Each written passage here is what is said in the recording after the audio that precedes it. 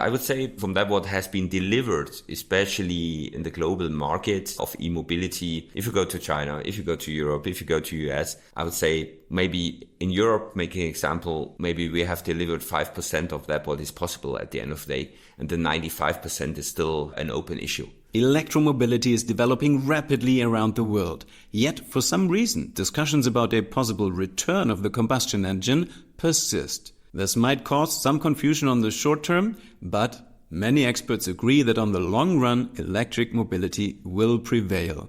So what are the global trends shaping the development of e-mobility markets, and which regions are leading the way? And on our way to an electric future, which challenges still need to be overcome? Stay tuned and you'll find out in this episode. Welcome yet again to our yearly special mini-series of the Smarter E podcast, recorded live here in Munich during the Smarter E conference and exhibition 2024. We made sure to get some of the most interesting international experts and industry representatives and talk to them about the most exciting trends and developments while creating the renewable energy system of the future. I am very excited because we used the opportunity of being here at the Smarter E Europe to really catch one of the IoT and e-mobility pioneers in Europe, Wulf Schlachter. Most of you might know him as former CTO and co-founder of Ionity.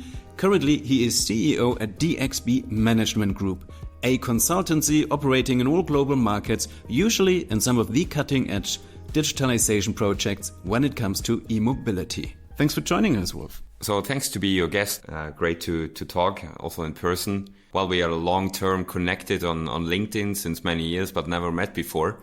So it's an honor to be on your podcast and happy to make it here in Munich. Now, let's start with something that has just happened in the recent weeks. As we speak, it's still June, so the European elections have happened. Big topic, and specifically coming from Germany, is that some parties want to bring back combustion engines. How did that happen? Yeah, we have seen some developments which are not really funny for the electromobility in the last, let's say, 6 to 9 months, especially on the European level as well as on local level. Talking about Germany, for example, fundings were taken away as well as from truck side and also from EV side. So I would say lots happened, and so far at the moment, the market, especially the e-mobility players which are working on building up charging infrastructure, providing hardware, providing software, they're struggling a lot, and that's what we have seen in the market in the last, let's say, weeks and months, that even big players have become, insolvent or working on Chapter 11. This is a worldwide trend, what you see right now, that we had tremendous growth rates over the last, let's say, 5 to 6 years, when we started with high power charging, especially. Now it's a little bit, consolidation coming up. And, we have also some discussions from other, let's say, energy sources still existing, like H2. So talking about hydrogen, as well as also an endless discussion about e-fuels. Yeah, well, to be honest, I think that the train has already departed on the e-fuel side as well as on the hydrogen side, because on the cost side it's and also on the efficiency side, it's not that what the end customer will look in the future. So if you want to pay 19 euros per liter e-fuels, or 9 euros even that, then you could imagine the gap between €1.60, something like 70 right now, even during holiday times, and €9 or 19 euros. I would say then it's a luxury good, and it will stay, but not on the mass market. And that's what we need so far, but it's not yet there. And on the hydrogen side, it's nearly the same.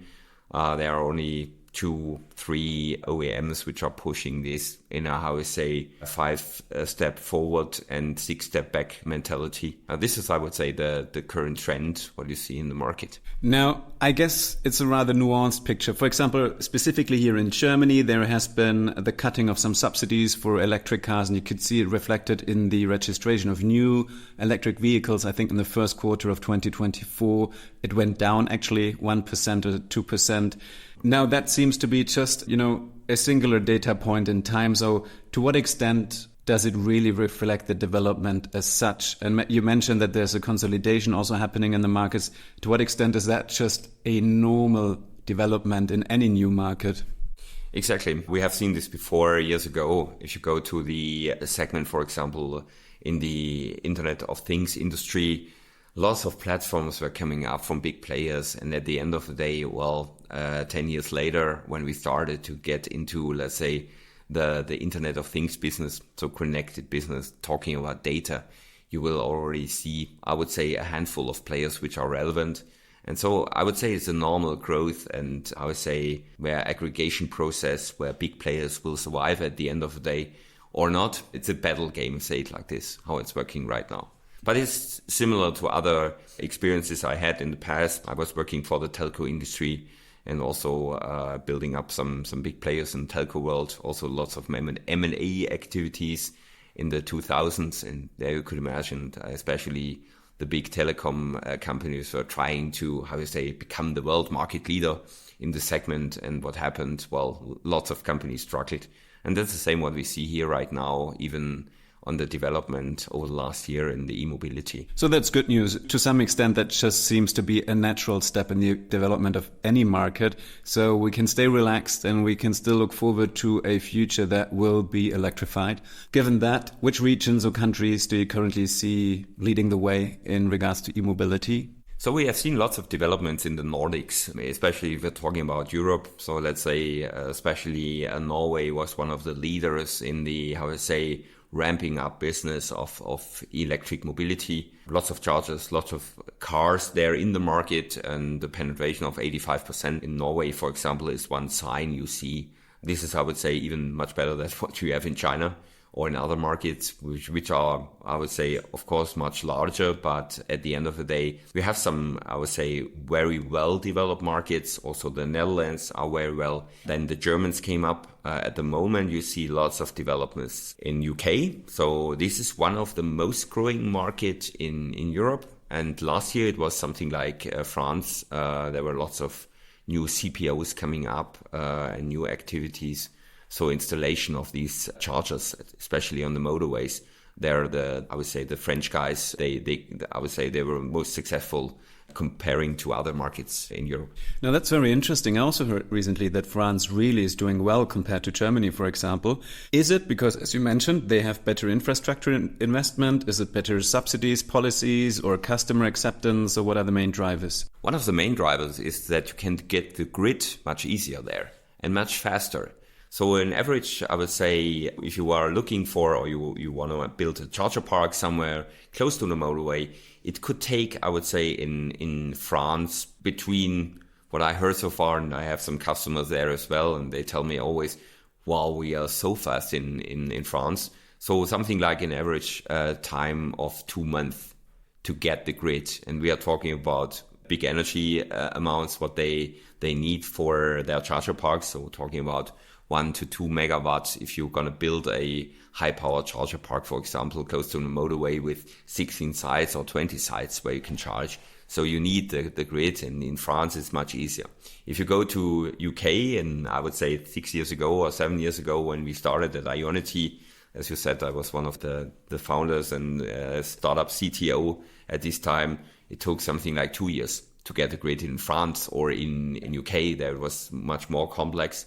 Germany as well. So the grid is, I would say, the access point to become successful and to become fast into the market, or enter the market faster than especially others. And of course, if you have one utility or one major grid operator, then it's easier if you have, I would say, 800, like in Germany or in other markets.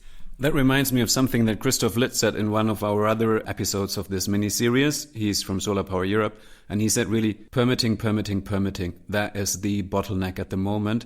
So is it a permitting question in France, or is it like a technical grid connection? So say like this, it's a combination of both. If you go to markets like in Germany, I would say regulatory things are more complex than maybe in other markets. In Germany, we have some special laws like calibration law, or better known as Eichrecht, and so on. So even the chargers must be Eichrecht ready and so on. So these are, I would say, the complexity is much higher in Germany than, for example, in France.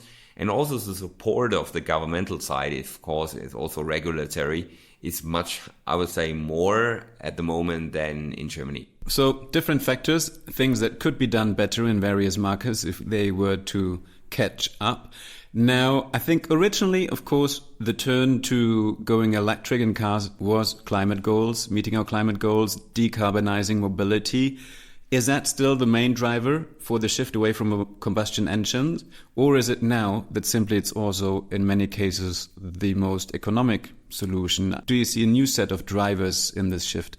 You see the requirements from EU coming up, especially on the commercial vehicles in next year. So this will be a driver, or still a driver, say it like this, that you have to electrify your fleet. And that's what we see in other markets, for example, which are developing a little bit different than some Europeans. So they start from the scratch with fleets. So not the private vehicles or EVs you as an end customer is using. So they start into commercial vehicles first to, bring the trucks, for example, into the electric business and last mile delivery cars in urban areas. So you see that there are some different, going to market strategy in different markets, as you mentioned or you noticed. Yes, there are some, low-hanging fruits, and what we see right now, that especially in markets like Middle East or in India, especially the big ones, which will come up where, at the moment we have something like 100,000 petrol stations. And there was a new doctrine from the Indian government that you have to install EV chargers there as well. So each petrol station has to build in the future. It's a little bit similar to what you have here in Germany as well, has to build EV charging infrastructure.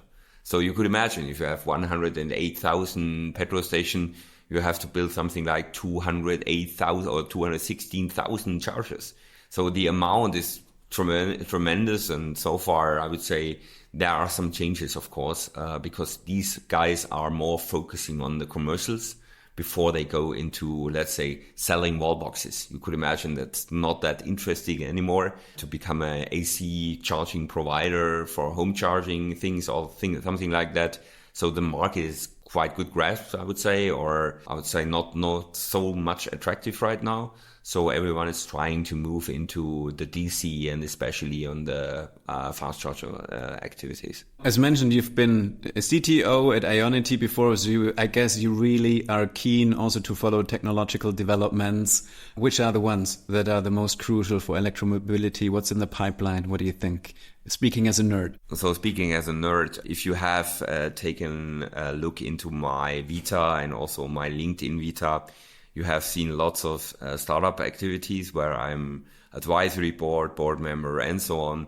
This is part of that what I'm doing daily. So I would say one day a week is not take away or taking a look into what happens with my startups, which I'm supporting.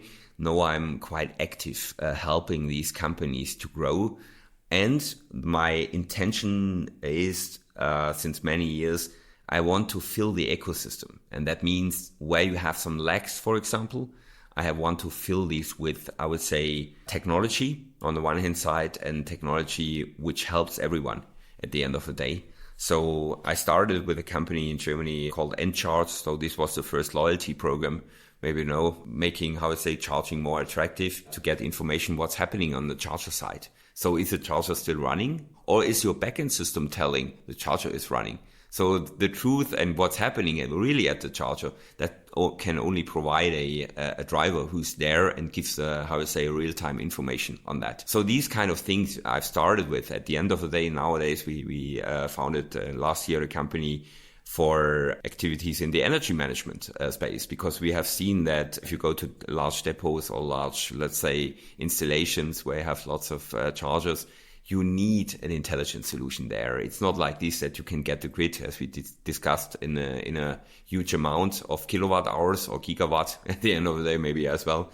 What you have seen from some customers talking about, well, we want to electrify our truck fleet with 5,000 e-trucks. So you can calculate, and then you need some intelligence behind. And that's what I'm doing from the technology side, finding, building new solutions, which helps everyone at the end of the day to make these even this charging experience more, customer friendly. So it's not like that you need a electric engineering, a master or something like that to use EV chargers or to use an EV. So it should be a case for everyone. And that's my daily job working on.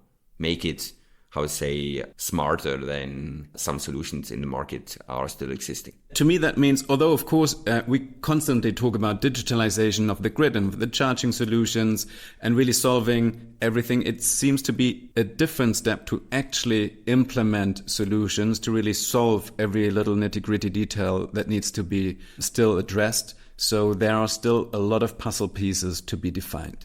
Changing away from technological solutions, again, back to markets. How important do you think government subsidies and regulations are to increase market penetration of electric mobility? I would say for the ramp-up phase, it's very important to have these companies on board, especially if you have some governmental, funding models. I'm not a friend of these endless funding models, what we have seen, for example, for wall boxes or something like that, and also for cars. At the end of the day, there must be, a challenging market existing and not a, governmental regulated market, how it looks like. So there are some markets where you say, especially take a look into the Arab world, Saudi Arabia, or the Southeast Asian market. Well, without funding, I would say these kind of activities would not exist. So, of course, if you have a big fund, let's take an example like the PIF, the Public Investment Fund in Saudi Arabia, which is spending billions of dollars in huge, sustainability projects right now. So you see that this helps as well to become more or get faster into the market. It doesn't mean that the solution, what they are building from the scratch, is always the best fitting. So it's the same what we had here in Europe as well, or in US, that you start with something and you see, okay, it works or it doesn't work.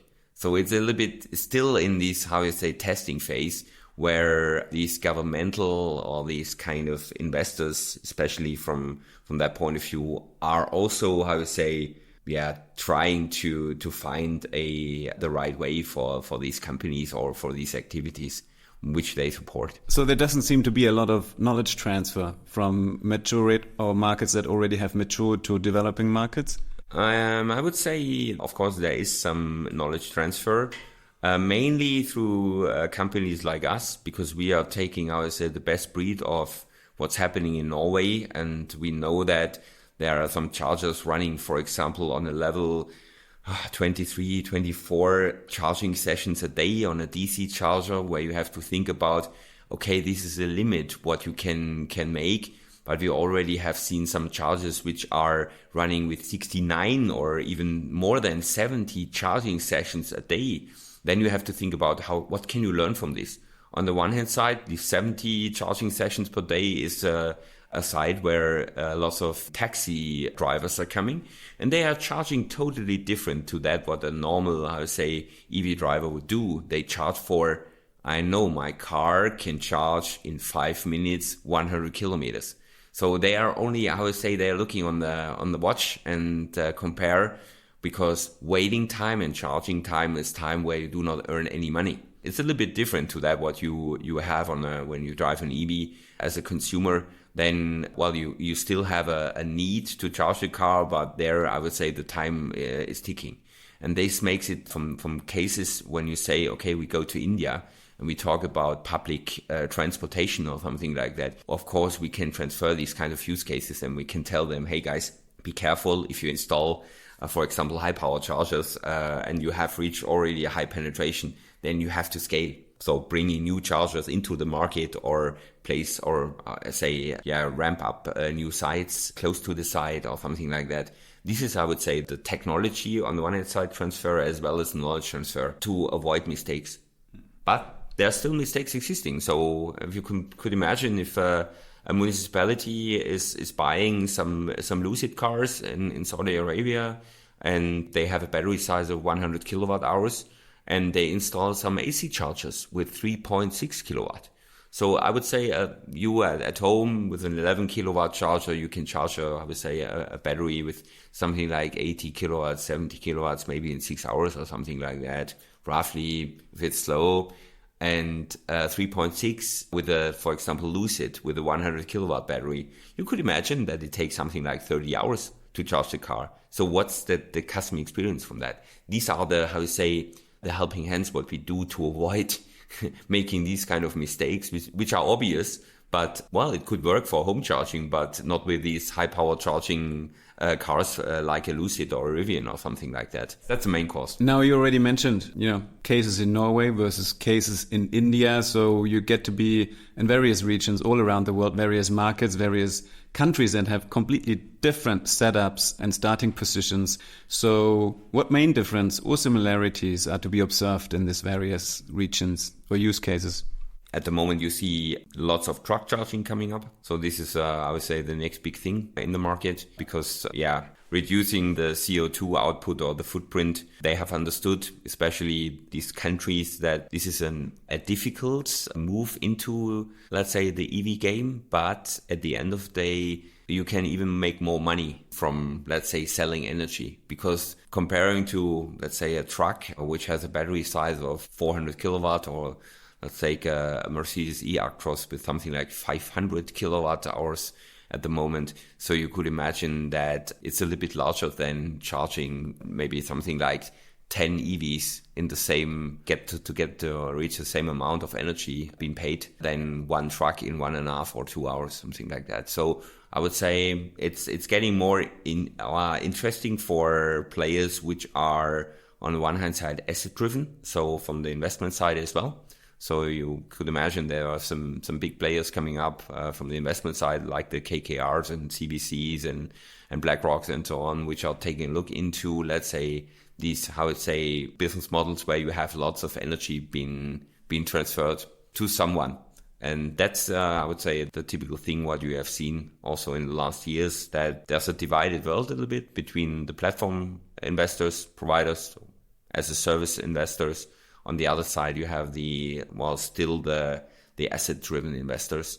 And this helps in some cases, especially in some markets. The differences are much more than, for example, in Central Europe. Make an example in US, they know how software as a service models, especially on the chargers, are working. So they are highly interested in this. And I would say the asset investors as well. In Europe, I would say it's lots of asset investors. So if you have in US, I would say a divided world of 50 to 50% asset versus software. I would say especially in Germany, it's maybe 19 to 10 asset versus platforms or software. So I see there's a lot of variables. You started with saying that, of course, charging a truck is much more profitable. You need a lot of cabs or private people to charge at your charging station versus one big truck. So the more trucks on the road, the more business to be made, let's say it like that. And then on the other hand, depending what region you're in, investment flows also go either more into the infrastructure or more into the software area. That's quite interesting, especially since I guess building software is also much easier than really doing deep tech with charging infrastructure. Yeah, you have the software part, so typical CSMS or CPMS, so charge point management systems. There we have a huge amount of companies coming up, and we also we are permanently doing audits on backend systems. So this backend means you have to have a piece of software which operates the charger and makes the communication between the car and the charger. So somehow it must be regulated or controlled. And you have seen lots of developments, especially in fast-growing markets. And, well, we have seen some investments into these companies in India, for example, where you could imagine, 60 million euro for providing or building a backend system. You would never get this money for building a backend system in Europe. So maybe you get something like 10 million, but not 60 million or even more. So there are some differentiations where you see big markets are coming up, and so far even big oils or big OEMs are moving into the game and trying to fix a kind of a position there. But they're only, I would say, a piece of the puzzle, as you mentioned before, and not they understood that the ecosystem looks different. They are not the only ecosystem, maybe for the car, but they have to collaborate and have to partner in the future much more.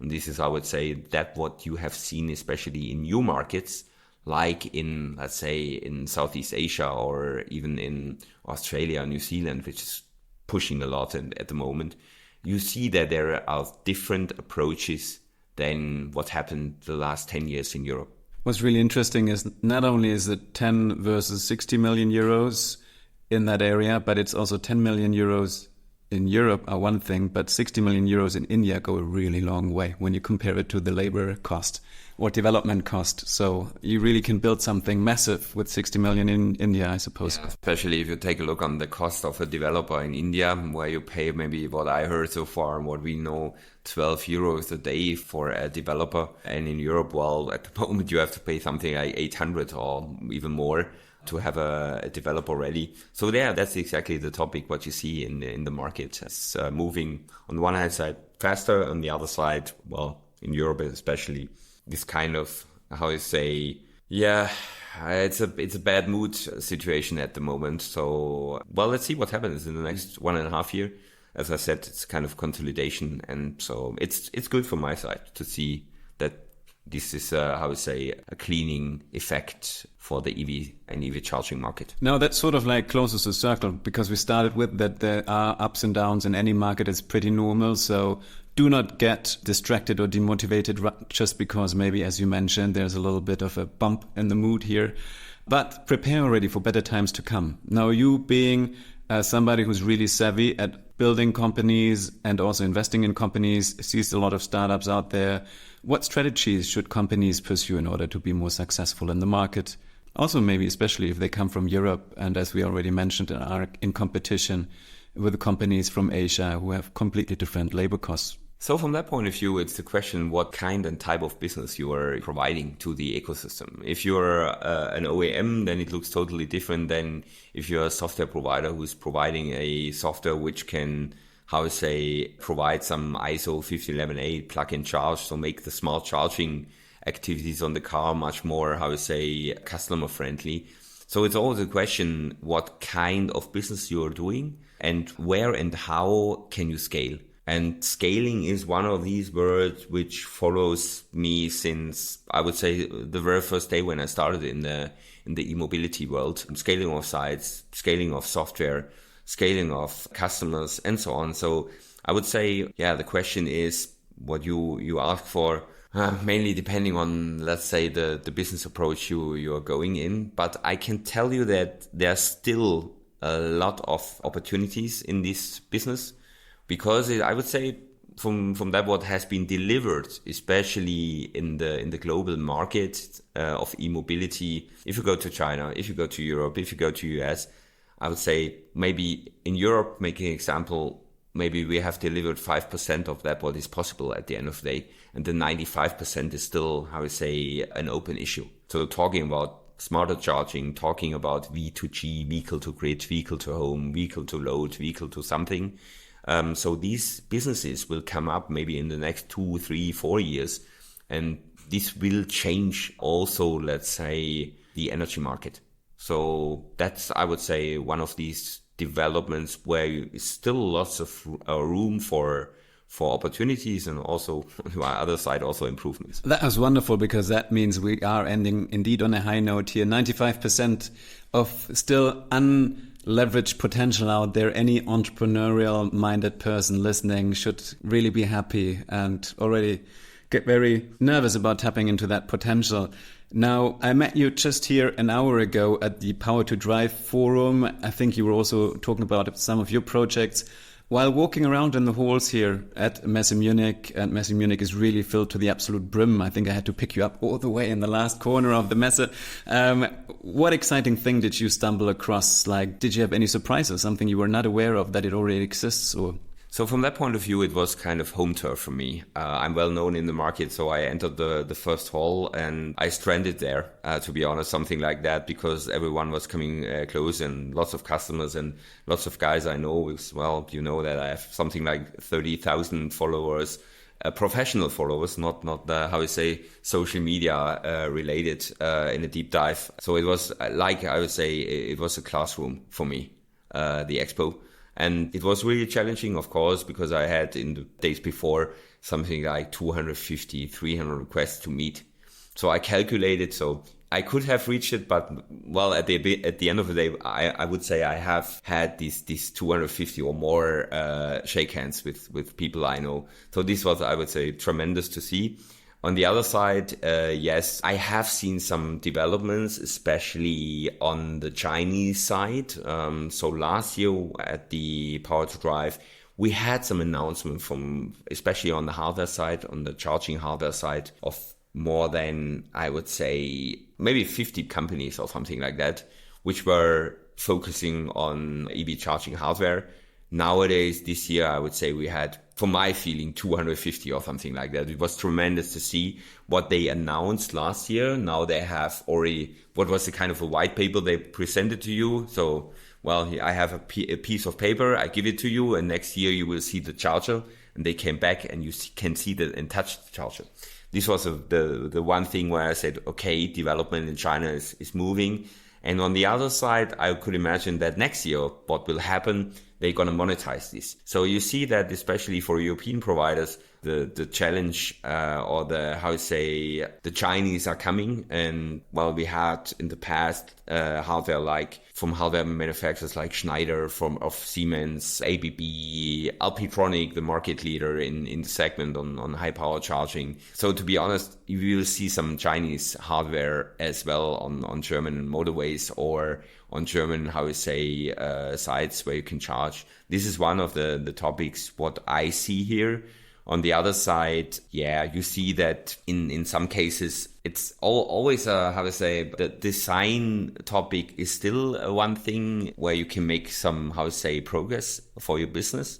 So if you have a black box, looks like, well, like a charger from the generation 1, and I've seen lots of these installations here on the expo, then you would say, no, it's not attractive enough for a customer to go there.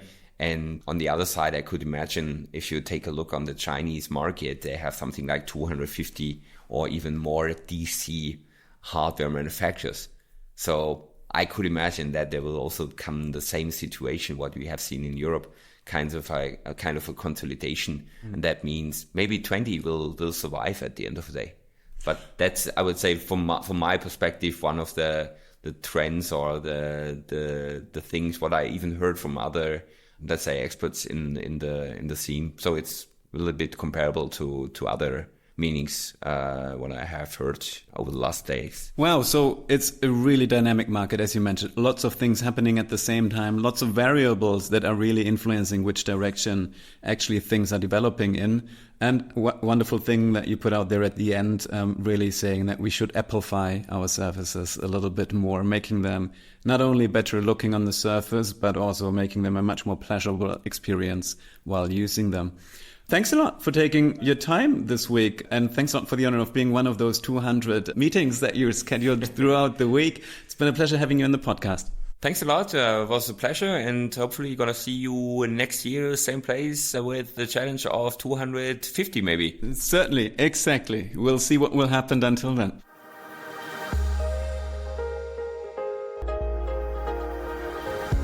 Make sure to also check out all the other episodes of our special mini-series recorded live here in Munich during the Smarter E Europe conference and exhibition.